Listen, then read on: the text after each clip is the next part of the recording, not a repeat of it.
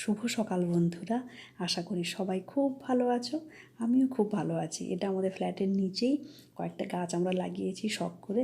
তো এখন গরমের জন্য বেশ ভালোই জবা ফুলগুলো ফুটছে, অনেকগুলো কালারের আছে। তো মেয়ে সকালে সকালে ওর পাপার সঙ্গে চলে গেছিলো ফুলগুলো তুলে আনতে।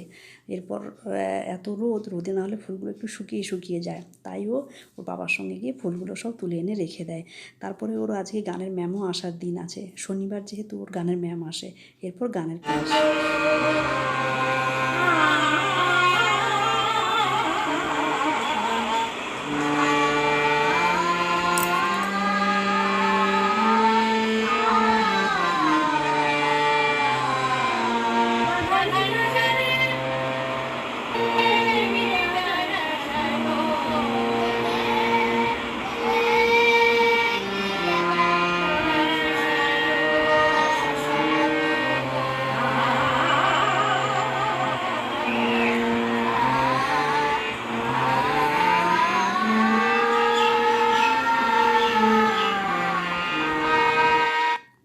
আজকে ছিল শনিবার, তো আমি আর আমার বন্ধু মিলে প্ল্যান করেই আমরা গেছিলাম আজকে গড়িয়াহাট।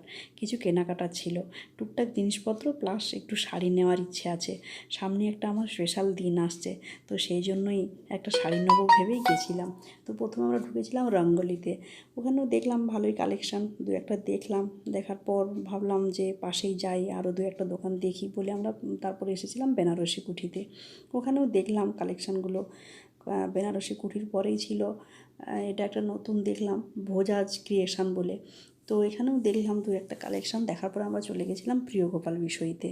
ওখানেও তো ভালো কালেকশান তো অবভিয়াসলি থাকেই।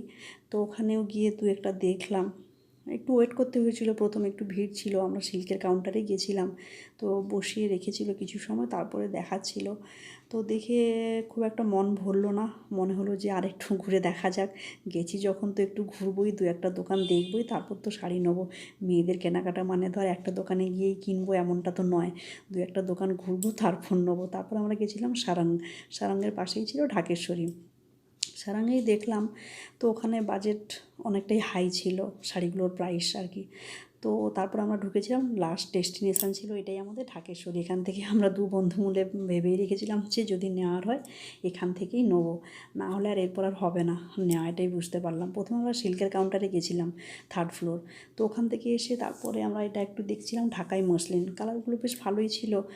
কোনটা নেবো ভেবে পাচ্ছিলাম না, সবই তো মনে হচ্ছিলো, সবই ভালো লাগছিলো, সবই মনে হচ্ছিলো নিয়ে নিই। তারপর আবার এদিক ওদিক একটু ঘোরাঘুরি করে তারপরে আবার উঠলাম 3rd ফ্লোরে। 3rd ফ্লোরে গিয়ে সিল্কের কাউন্টারেই গেছিলাম ওই দাদার কাছে। তো দাদাকে বললাম যে ভালো একটু সিল্ক দেখাও, জানি তো সবই ভালো কালেকশান, তাও মনে ধরবে চোখে ধরবে এরকম কিছু কালেকশান দেখান। বলতে দাদা একের পর এক দেখাচ্ছিল, কোনো বিরক্তি ভাব নেই। এখানে আমার একটা জিনিস ভালো লাগে ঢাকেশ্বরীতে গেলে, ওনারা এত কালেকশান দেখায়, যতক্ষণ না আমাদের মন ভরছে, যতক্ষণ না আমাদের পছন্দ হচ্ছে, ততক্ষণ ওনারা কালেকশান দেখাতেই থাকে, কোনো বিরক্তি প্রকাশ করেন না।